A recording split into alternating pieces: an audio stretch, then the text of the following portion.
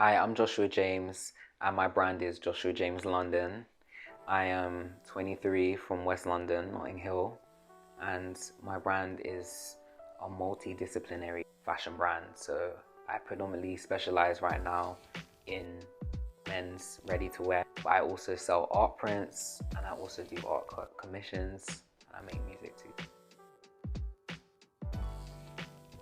Well, honestly, I've been designing more or less as long as I can remember. I started when I was like a really young kid using paper and pencils and multidisciplinary everything from cardboard. I would design paper dresses and stuff for my mom.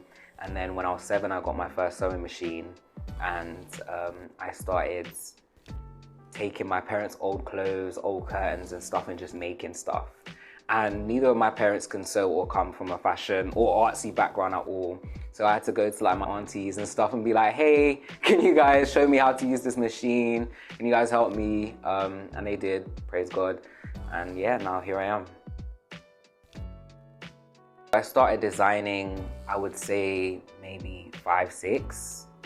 It's hard to say because I was trying to figure it out today, but I basically started making when I was around 4 or 5, and I think it was from watching like Mr. Maker, honestly. Like I would like just start making paper dresses and paper skirts, and from there it just evolved into sketches and designs, and I kind of just was always doing something creative, and then it just started leading into fashion more clearly. I just knew like, cool, once I got the machine, I'm a designer, I'm gonna make dresses, I'm gonna design things.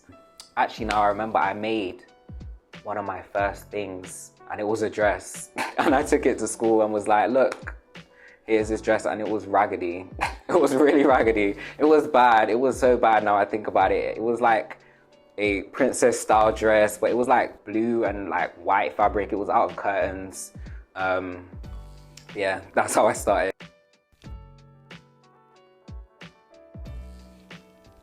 Because I was always very creative, my mum was like, okay, send him to performing arts school, let him let out this creative personality.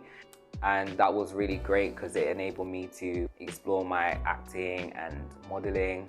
So when I was 10, I was in Horrid Henry the movie. And when I was 13, I starred in the West End musical, The Bodyguard. So yeah, those are like my acting highlight credits. And I also was doing art, photography, so I draw and I paint, and you'll find those on my Instagram and on my website, which is coming soon. I sell prints, so I started selling my art prints when I was in high school, the end of high school, so about 16, 17, started selling art prints. So that was kind of the start of Joshua James as a business.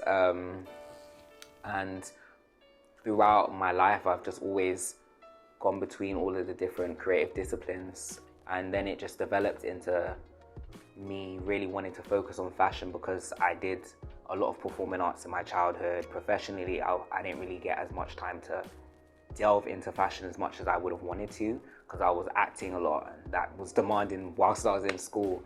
So I was like, yeah, I want to do fashion design. And I remember saying, I'm gonna go to London College of Fashion. I was always going there. I didn't care. I was in college and people said to me, oh, I wasn't gonna be able to get in because I didn't do an art foundation. And I said I was gonna go. My art teacher didn't like it, she didn't appreciate it. And I got in to both the courses that I wanted to because I was determined, and I said that I'm gonna do what I want, and I got in. My internship working with Joy was really great. She taught me a lot of the basics and fundamentals. She was really supportive and really instrumental in me being able to actualize my designs in an effective way. Okay, so there's a funny story because I think when I was about 12, yeah, around the time when I started high school, I broke my sewing machine and I didn't know what was wrong with it. And I couldn't figure it out at all for the life of me. I was like, what am I gonna do? And for like a couple years, I didn't really sew, like I was only designing. And then when I started working with Joy, I was able to take my machine and she was like, oh Josh, it's just like one little thing that needs fix. And yeah, I was able to get my machine back up and running, and she basically started teaching me the basics of pattern cutting, started showing me like how to do quality finishings, designing, like thread selection, fabrics, material, teaching me all the basics of like actual fashion design. Because a funny memory is I was in her design studio and she was like, Josh, get the calico, because she's Jamaican and she's got like a really cute accent, and she'll be like, oh yeah, Josh, grab the calico. And I was like, what's that? I don't know. And like calico is like the basics of fashion design. If you're sampling, toiling, anything, you're gonna need calico. And it's just like a lightweight cotton material, and I didn't even know what it was. And from there I was just able to learn all the basics. She really supported me. She really encouraged me and incentivized me into wanting to be in the fashion industry. I remember she always used to tell me, this is a great industry, Joshua, and there's money in this industry, and you're talented, you're like me. You remind me of her. I reminded her of herself growing up and being a creative young designer, and she said, I really want you to pursue this.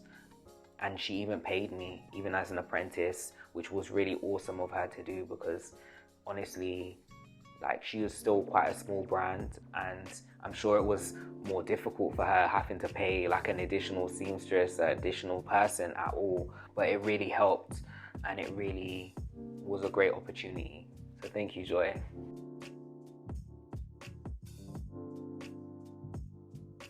The main reason why I went to London College of Fashion, is because I said I wanted to learn how to make things properly.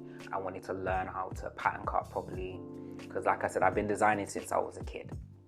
I knew I could design. I know I can design cool stuff. But I think what really makes a difference between an awesome designer and someone that can design is that ability to make and pattern cut. And I say that because it really gives you more depth and versatility to be able to explore and experiment more with your designs. Being able to design is cool, but if you don't understand the fundamentals of pattern cutting, in terms of execution, you're always going to have to go back to somebody else, and that always stunts how far you're able to design. And that's why I was like, I need to be able to do that. So going to university, that helped me be able to know I can make and pattern cut to a really high standard now. And I think that really solidified my brand. Well, I had to praise God, to be honest with you, because when I applied, I was obviously a bit concerned, because they were literally telling me that they didn't think I was going to be able to get in. And they weren't trying to facilitate me getting in either. Like, I literally asked my teacher for an extension on one of my projects so I could work on my fashion portfolio. And she said to me, oh, you think you deserve extra time? Are you trying to say that fashion is harder than art? And I said, no, but I need to work on a separate portfolio. The portfolio that from the work I'm doing here, I can't use for my fashion portfolio. And she said no. And let's just say I took the time I needed and I got my portfolio done.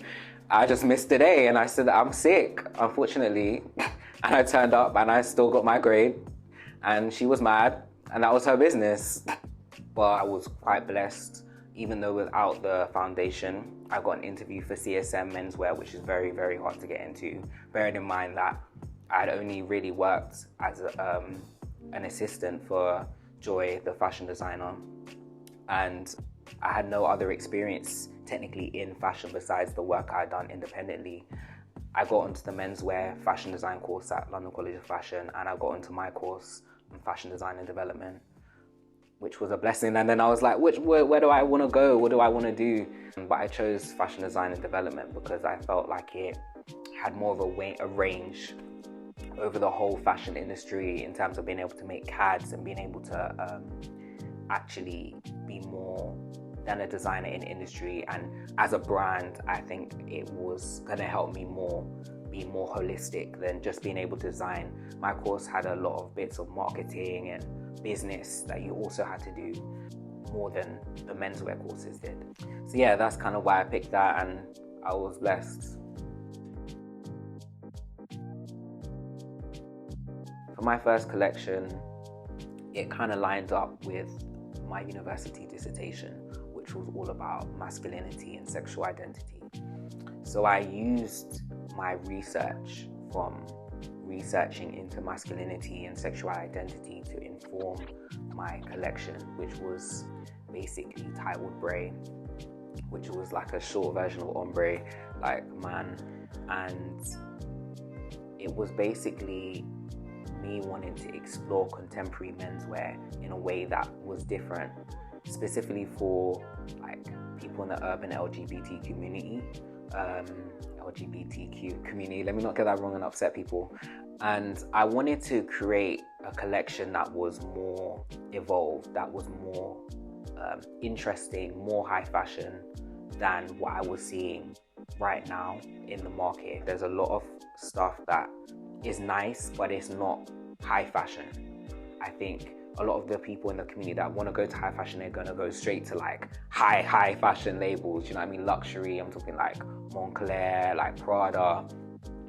There was no sort of just upper high street, like maybe above Zara type of level of just clothes that were nice, that were for a man, designed for a man. I think there's a way to design that can accentuate a man's body and his assets in a way that can be tasteful and luxury and not always so hypersexualized, because that's the thing. Sometimes I think when it comes to men trying to be sexy, it's either you're like formal or you're a stripper. Do you know what I mean? And I really wanted to explore that, which is what I did in a lot of my research, was about like, what do people really find attractive about men? What makes men appealing to like different people in terms of their bodies and the shapes and the clothes that they're wearing? Because like I said, I think with menswear, what inspires me is I feel like it's still quite boring.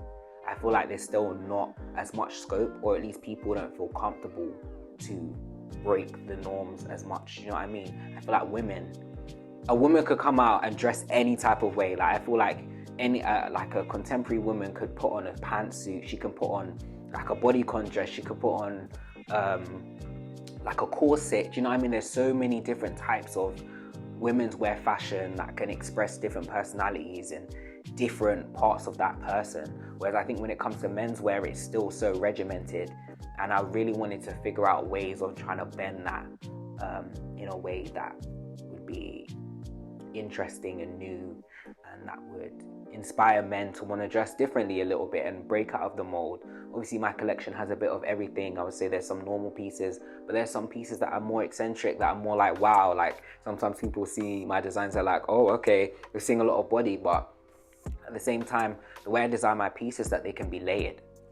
So you can either wear it with or without a shirt if you want to. If you're summertime, like one of my main things I was thinking of when I was designing was summertime in Miami. I'm like, okay, we're flying out to Miami. What do I want to wear? Because I'm like, I want to look nice. I want to look expensive. I want to be able to show body. Like if I'm in the gym working hard all year, I want to be able to show, okay, I got a nice body too. And I don't want to just be in a basic tee. Like I'm tired of basic tees. We get it. Tees are nice. Like everyone's got a t-shirt brand now. Cool. Like all the best. But what's more than that? What's going to push men's fashion to the next level and at least get it closer to where women's is?